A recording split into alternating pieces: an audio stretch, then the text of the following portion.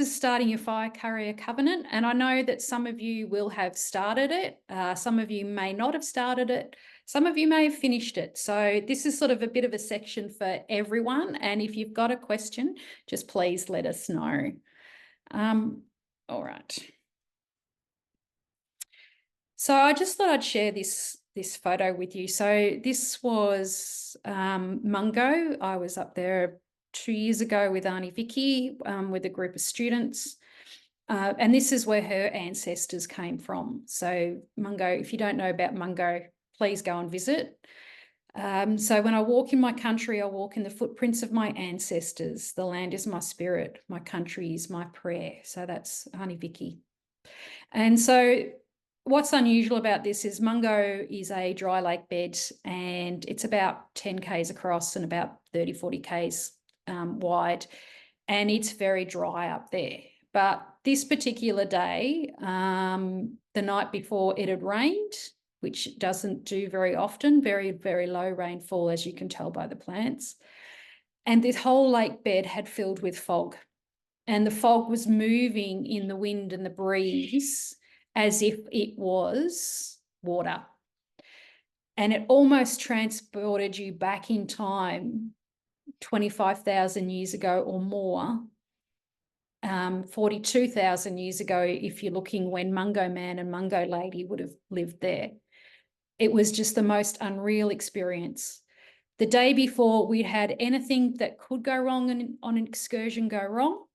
And then when we got up in the morning and saw this, it was the most beautiful gift. And I see this with reconciliation, is it's a lot of hard work.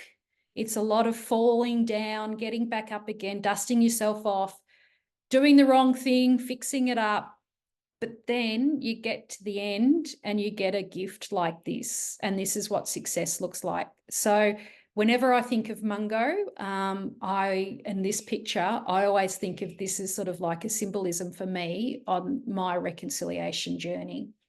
And I'm excited because I'm going up there in the September holidays. All right, so your school covenant, it's a living document, so continuously referred to and reviewed. So it'll be basically in draft stage the whole time, almost. So this is something with your covenant working group, with your executive, with your students, that you'll be constantly referring to it and saying, okay, we've got these actions coming up. What can we do? Or how can we fulfill these actions? It's a framework for improving cultural understanding and safety. And this is where it's really important. Like, some schools have already done a reconciliation action plan. Some schools haven't. Some schools have been doing reconciliation actions for a long time, but this is a really great way of actually putting a framework around it and structuring your ideas and actions to make it easier to follow. You're celebrating First Nations spirituality and connection to country, inspiring practical reconciliation and social justice. And this fits really well into that Catholic teaching and learning. And you're passing on to new fire carriers at the commissioning ceremony. So the covenant will be a document that will be part of that commissioning ceremony. So it will be part of the first commissioning ceremony, and where you will hand a copy to myself or someone from the Opening the Doors. And each year, when your new fire carriers are commissioned, that covenant is handed over in that ceremony as well, to talk about the sharing of fire through one person to another, but also the sharing of those actions and commitment to those actions. You can send a copy to me once a year to have a look at. If you would like some extra assistance, or you're not sure, please send me the draft and I can have a look and send you back some ideas on where you can go to find more information, or how you could actually fulfill that action.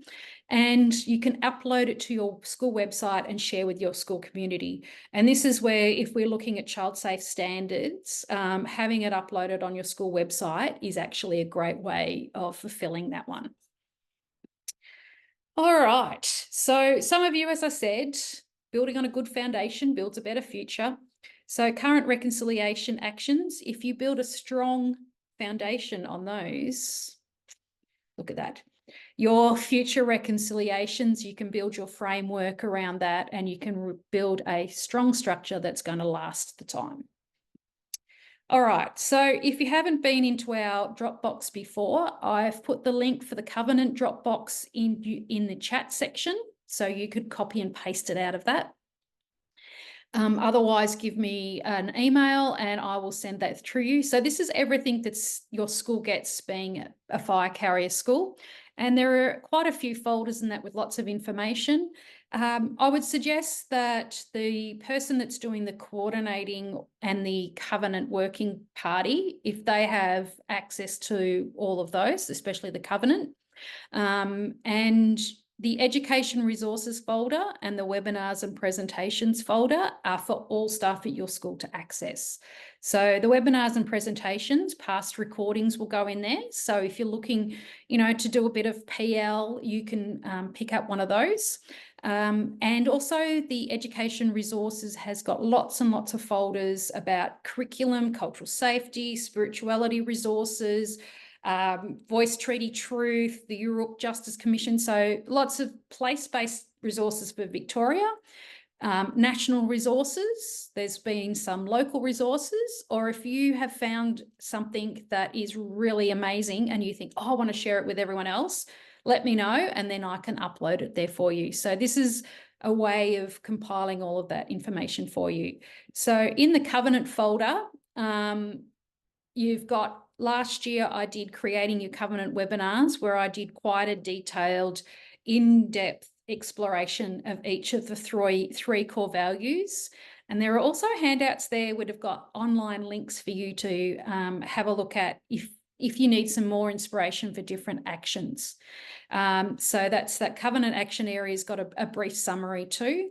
There is the document for the brainstorming workshop for staff and for students. So basically all you need to do is, print that and you've got your instructions ready to go into your staff meeting. The instructions, which I will go through soon, and the blank template for you to use. The other thing that's up there is the core value symbols. So that contains the 3 symbols that we use, and I think it's also got the fire carrier symbol too. So that will give you all of those. And so then you can download those 2 documents. And I've just screenshot them so it's easier for you to see. So this is the blank template. So you fill in your school, the date, you put your school logo on it. You can make it however you like. This is a bit of a background about what the Covenant is. And you've got the Our School and the Our Covenant section. So that's what we're going to be looking at today. Short-term and long-term goals. This is easier done when you finish doing the actions. So even though the goals fits before the actions, you may want to do the goals after the actions. And the 3 core values. So action, responsibility, timeline, activities. And I'll show you in an example. And cultural recognition and awareness, and practical reconciliation and justice. So that blank document is on the Dropbox. All right, so this is the hard bit when you have to fill in the sections. So what I've also done is I've done a Covenant instruction sheet. So I have in purple given you the instructions, and then I have a sample in green, and then I've got the links in that sort of that blue color too. So that will give you lots of information. You may also like to put your acknowledgement of country on the front page for your school. And if you have your commissioning date, then put your commissioning date on that front as well. So that's a really good place to sort of put that.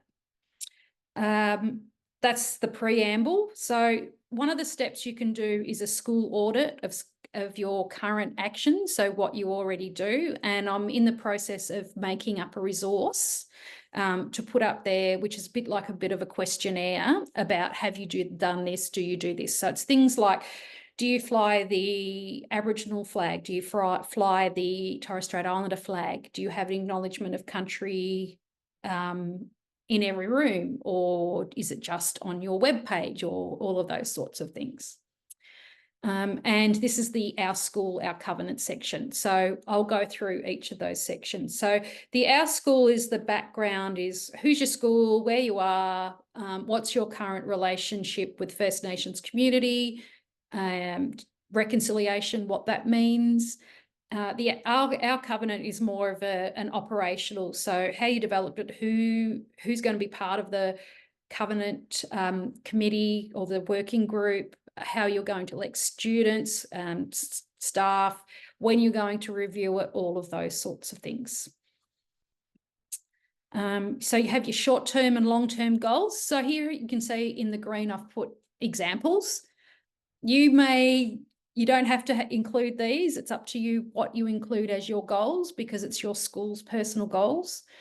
So your first one might be to have an acknowledgement of country on the school website and the email if you don't have it.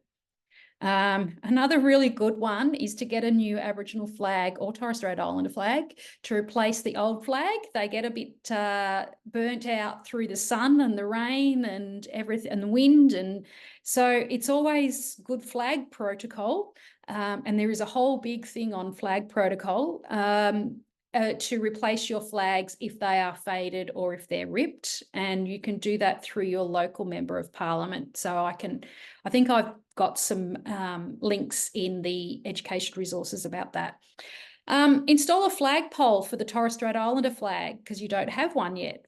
Sometimes this may be a 12-month or a 2-year process because it sounds really easy, but it can be a little bit more difficult. And then you might have a 2-year plan. So once you've sort of had a look at your goals, then you can start to look at your core values. So spirituality is a really important one. And this is what sets the covenant apart from a reconciliation action plan, because it looks at First Nations spirituality and identity through a Catholic lens, but it's also looking at their connection to country and that spiritual connection, and that us as non-First Nations, we need to care for country as well. And when I was at the Manigum Day, Uncle Darren, he said, Wandin, he said that country is boss. And so I liked that. I thought, yep, you got to look after country. So that's sort of where this fits in here too. If you see the Sandhurst, what they have done is they've actually put the environmental stewardship as a separate core value, whereas we've got it in the spirituality section. So that's lots to do in that. Cultural recognition and awareness. If you think about this is the head bit. This is the learning bit. And this is easy, but it may be hard to there's a lot of information to learn. And students, in my day, we didn't learn about it. So we are now the teachers. And as teachers, we feel that we don't know all that information. And so we need to learn it as a group and learn it properly through the right lens. And then you've got things like practical reconciliation and justice. And this is another thing that sort of sets it apart from a RAP, is that social justice aspect of it. And it's all about, empathy and understanding and actually standing up and walking together. I was watching Spotlight on Sunday night, and I actually saw there was a session with Kerry Packer and a few other people, and they were struggling with mental illness because today's Are You OK Day. And one of the things that the young man who had attempted suicide, he'd said that hope is hopeless without action.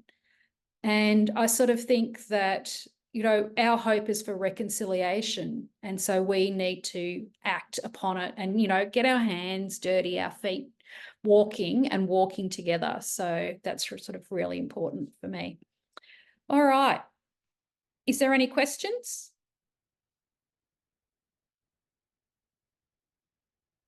on it.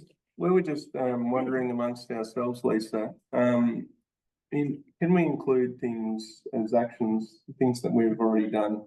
For example, we've recently planted around 220 Indigenous plants on the school grounds.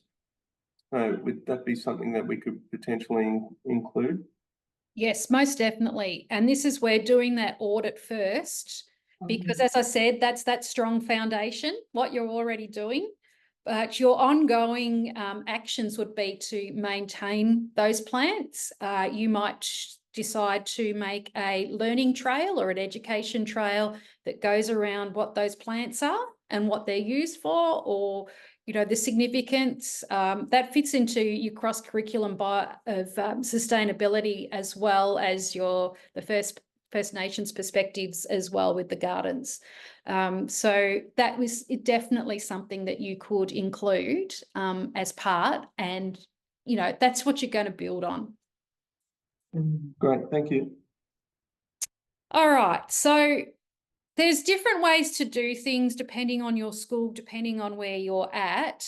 So I've given a few ideas, and then you can adapt them to your school. So one of the first steps is to select the staff that you're going to have for your covenant working group. So these will be the ones that will be writing it and putting together. Obviously, the principal and the executive need to be part of that and understand and read and feedback from the draft. But you may find that there are other staff that are happy to compile it all and work out what you want to do. Present the program to all staff. So at a staff meeting, let the staff know that the fire carrier program is something that's happening at your school, and that they are going to be fire carriers. They are not commissioned fire carriers, but they follow the fire carrier program. So complete the Our School and Our Covenant section, which is what we're going to talk about today. I've got 20 minutes, and then you can do some staff workshop sessions on the actions and what reconciliation means, and also doing a school audit of current reconciliation actions. So that audit can happen sort of before or after your covenant writing. All right, yeah, get creative. And one of the things that as a staff member, going around and doing workshops around covenant actions is sometimes the conversations that are had on the tables may not necessarily be closely related to writing down the actions, but they are thinking about reconciliation and moving through that reconciliation space. So those conversations are really, really important. And we all know that in a classroom, that as teachers, we often have a hidden agenda. And sometimes the outcomes of what we tell the students is actually different to the outcomes that we actually want, because we want people to be creative and free thinking, and not to that stage where they think, oh, this is what I've got to say, rather than how they actually say it, thinking. So brainstorming is a really important part. I'm old school. I like the butcher paper, and kids, I think, like butcher paper and Post-its and that, because it's a little bit analog when they're used to a digital world. All right, so our school. So this is about your school and why you became a fire carrier school. It's because there's obviously a reason why you said you wanted to join the program, and that drive. So this is also a bit of a descriptor. So where are you? How many students you have? How many staff? When school started? Do you have a school motto? What are the school values or goals? The history. Do you have links to orders and patrons? So, for example, Marists or the Loretto Sisters or Mercy, Sisters of Mercy. So you may have that link with an order, or you may just be a regional college. What your theme is for that current year, because that might sort of link into what you're doing as well. Okay, the other thing is, who's your registered Aboriginal party or traditional owner from where you are, and who do you acknowledge? So I'll go through this sort of fairly quickly. When you hear the word RAP, you think you think Reconciliation Action Plan is often RAP is called, but this is a registered Aboriginal parties in Victoria. So these are where the traditional owners are for Victoria, and not all of those areas have been legally determined. Now, I know that the map that I've just put on that one has had an addition. I don't think we've got anyone from up sort of Swan Hill way, but the Wamba Wamba people have just been given traditional owner status, I suppose, for that region. So that's pretty cool because they've been fighting for a while. So to get to become recognised as a traditional owner of that space. And so there's still quite a lot. I think there's about 20% of Victoria is still undetermined. And that makes it a little bit difficult if you're in one of those areas. And anyone who was in the southeastern suburbs of Melbourne knows that if you were sort of Glen Waverley area, or, through that, you didn't know, you weren't Wurundjeri, you weren't Bunurong. But now that's sort of been determined there. One of the really cool things, and the links are all in the Welcome and Acknowledgements folder in Education Resources, this ACRIS Weave Welcome and Acknowledgement Map. If you search Interactive Welcome and Acknowledgement Map, this comes up. And you can zoom on and find where you are so you know the country that your school is located on. So that's really good.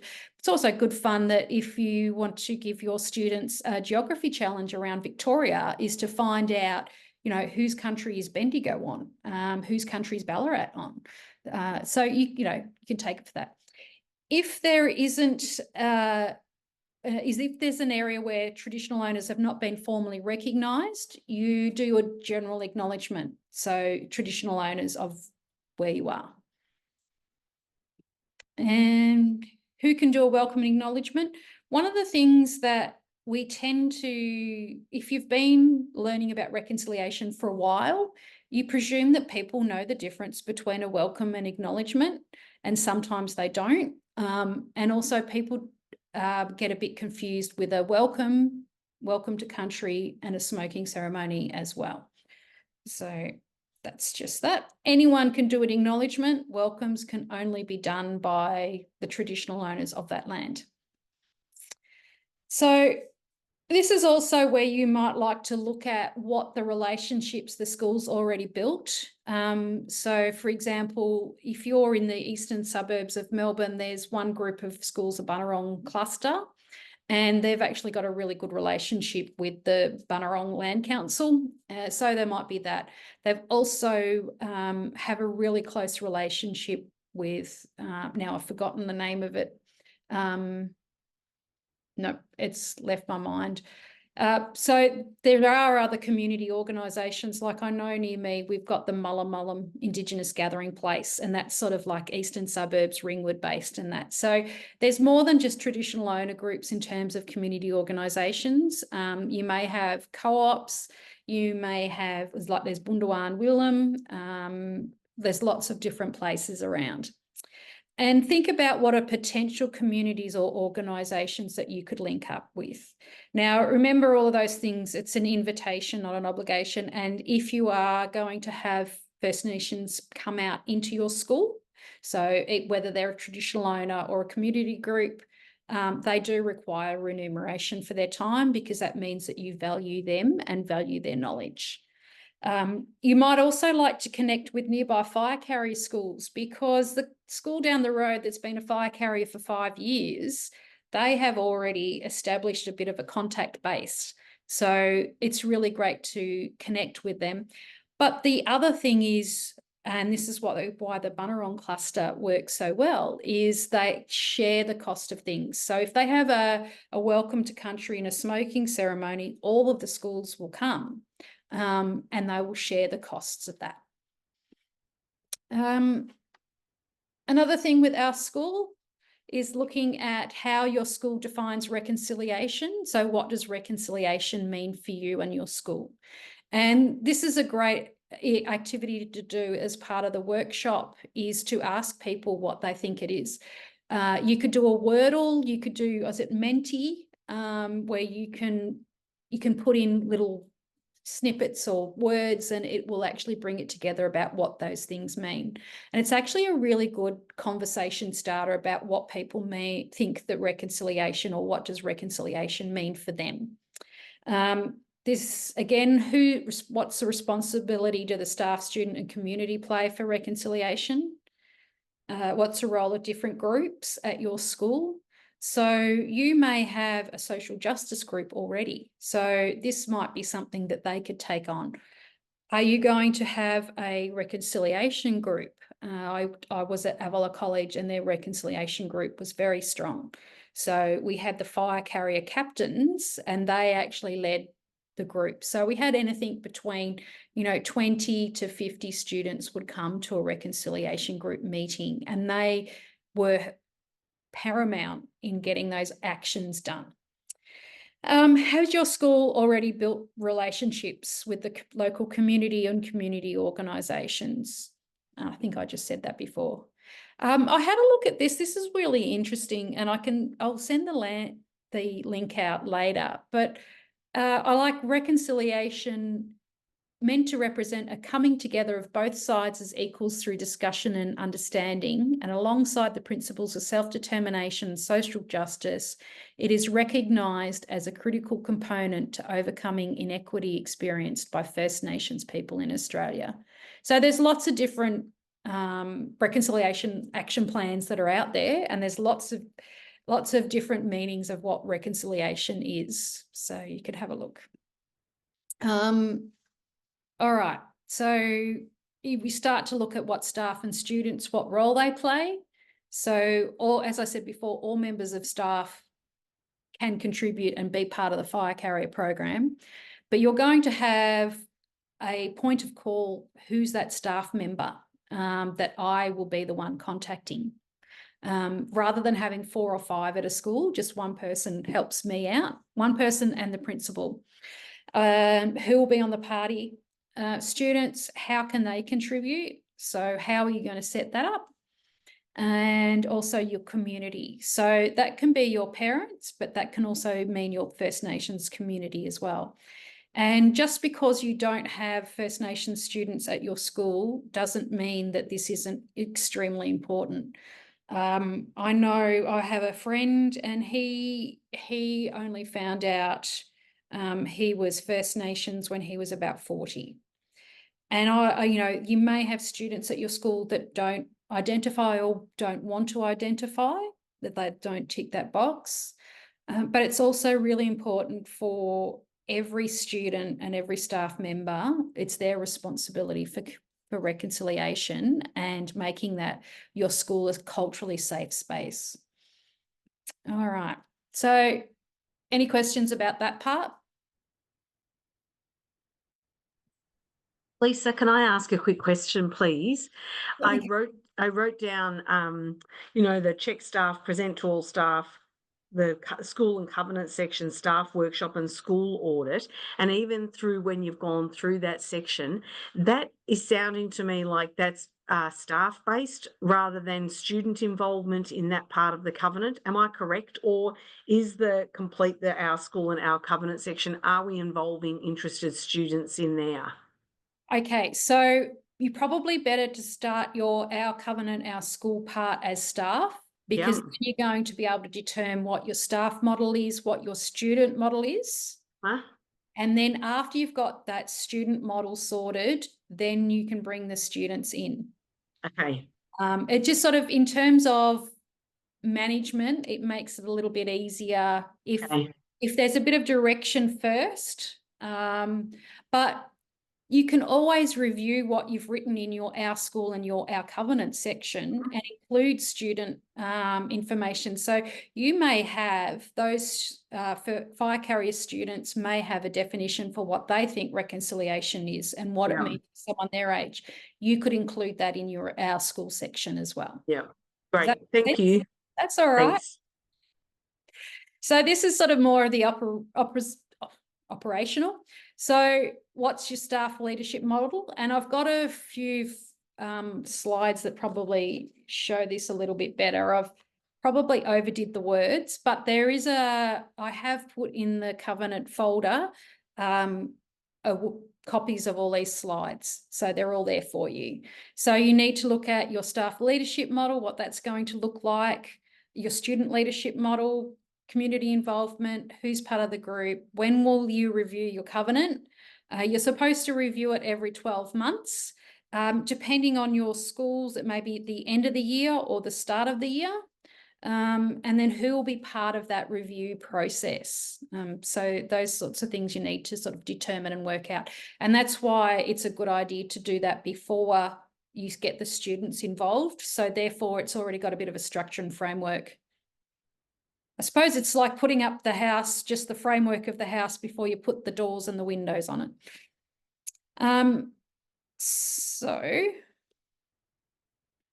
So our covenant, who's part of the reconciliation working group? I might go backwards. What's the staff leadership model? I've seemed to have doubled up on slides, so I apologise for this. What I'll do is this was better. Okay, so the covenant working group. So these will be the people that will be responsible for putting it together. You may have students on this, but you'll probably find that one of your staff members will be the one that will actually make it into a document that's ready to be shared. So review current actions, and as the other school was saying before, that if you've got something that you're already doing, include it, because you know then, okay, what can we do to extend this and, you know, keep this going?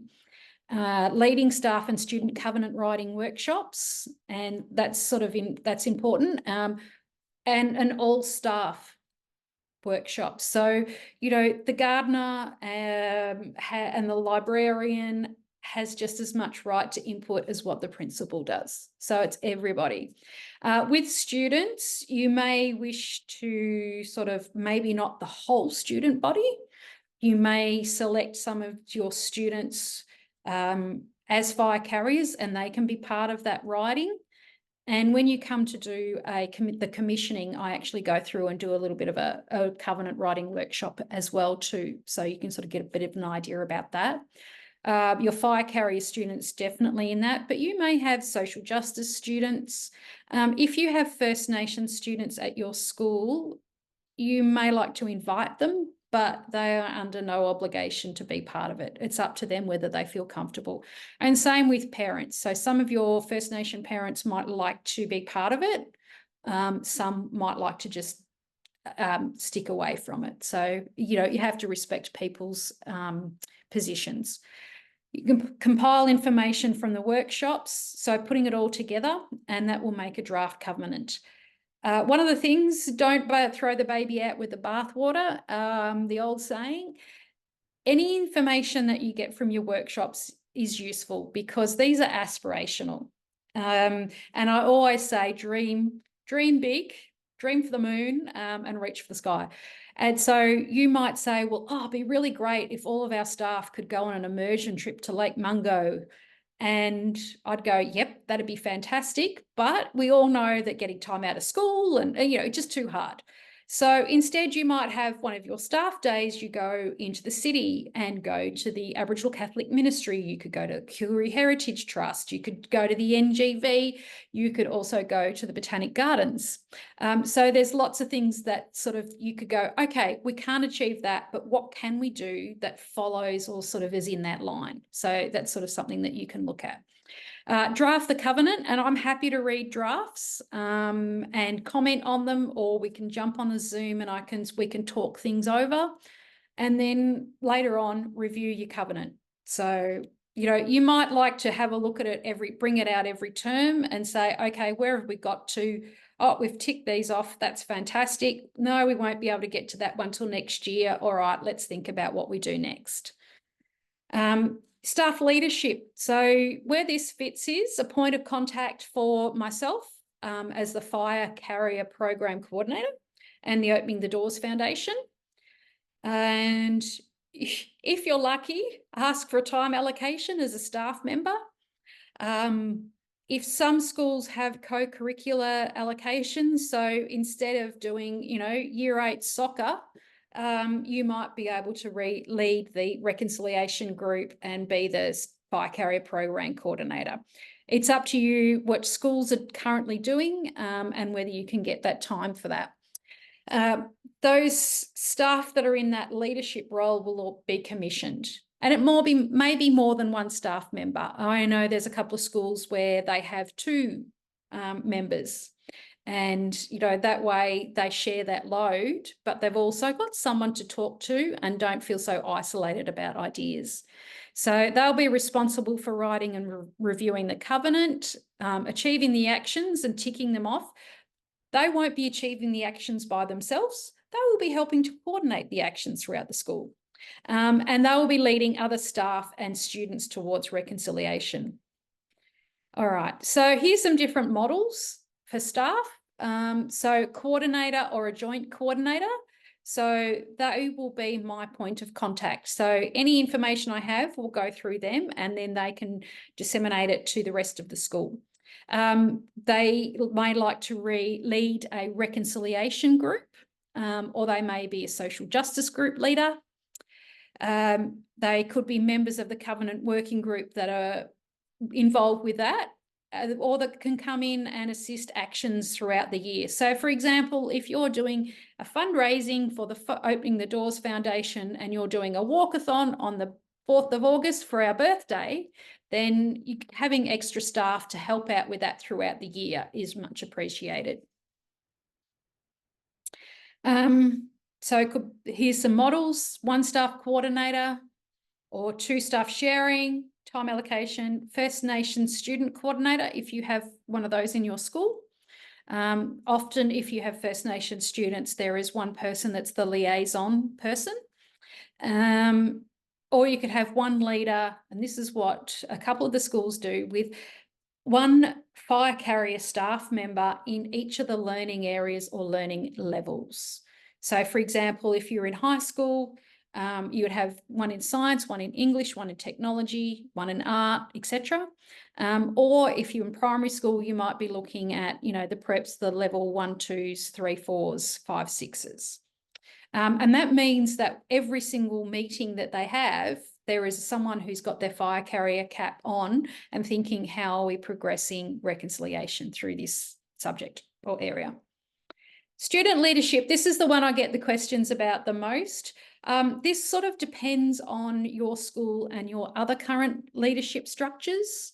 So it is a special leadership position, and I don't want students to become fire carriers just to get the badge, because it is more than that. They are actually commissioned, so they go through the fire ceremony, and that fire ceremony is passed every year from student to student.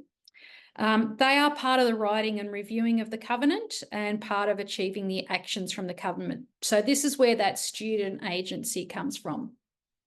And I'm probably going to run a little bit late, I'm sorry.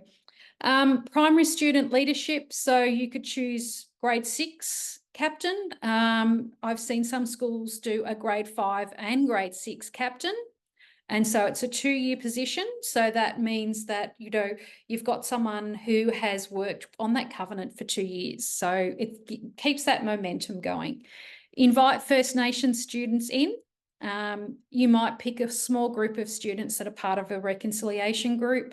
I know there was one school that has chosen, I think, grade 4s and 5s because, they had more focus and more fire in their belly. So they chose those students. So it's up to you.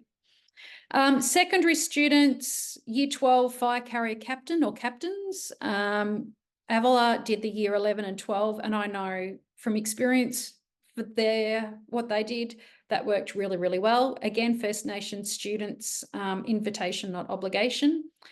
And some schools do the ones that go on a cultural immersion. So you might have 10 that go on a cultural immersion, and they'll come back, and then they will be the leaders of the fire carriers. Small group of students, part of a reconciliation group or a social justice group. And the other thing is, once a fire carrier, always a fire carrier. So if a student was a fire carrier at their primary school, that is an ideal opportunity for them to be a fire carrier at their secondary school. I've had a couple of questions here too about student application process. It depends on what your other leadership positions are. So you may have a written application or an interview and ask them questions like, why do they want to become a fire carrier? And describe an action that they may lead for reconciliation. So again, you may have a reconciliation or social justice group. So then, determining how often you're going to meet. Is it once a cycle, once a month? Who's going to staff it? Where's it going to be? How many students, etc. All right. Now the actions, I'm going to go through these in the other section, hence why I said break it into two. So I'll go through this really quickly and then we can look at actions on Monday's section. So you've got the 3 core values, completing your school audit. So looking at what you've already achieved and how you can build on these actions. Then you can download the Covenant brainstorming workshop action areas. Join us for our next webinar. Looking at a staff workshop. So when you do the actions is when you do your staff workshop. And also having your student actions and getting them to brainstorm what they think, because they often think about different things than we do. And that information coming together, I know schools like master plans. So think about all that information, all those aspirations and ideas and inspirations as part of, if we had $1 gazillion and we had lots of time and lots of people to run it, what would we like? So don't get rid of all of that. Have that sort of in the background, because it's always it makes your job easier when it comes to reviewing and building on your next ones. You can do your goals. I find it easier to look at what you're going to focus on after you've done the actions, because thinking about the actions will bring you to that. Send draft for comment to all of the people involved. Collaboratively, you work together, and then your completed covenant shared with the school community, uploaded on your school website. Meeting staff and complete actions during the year. And, thanks to everyone for being part of that, changing education and creating opportunities for success for First Nations students.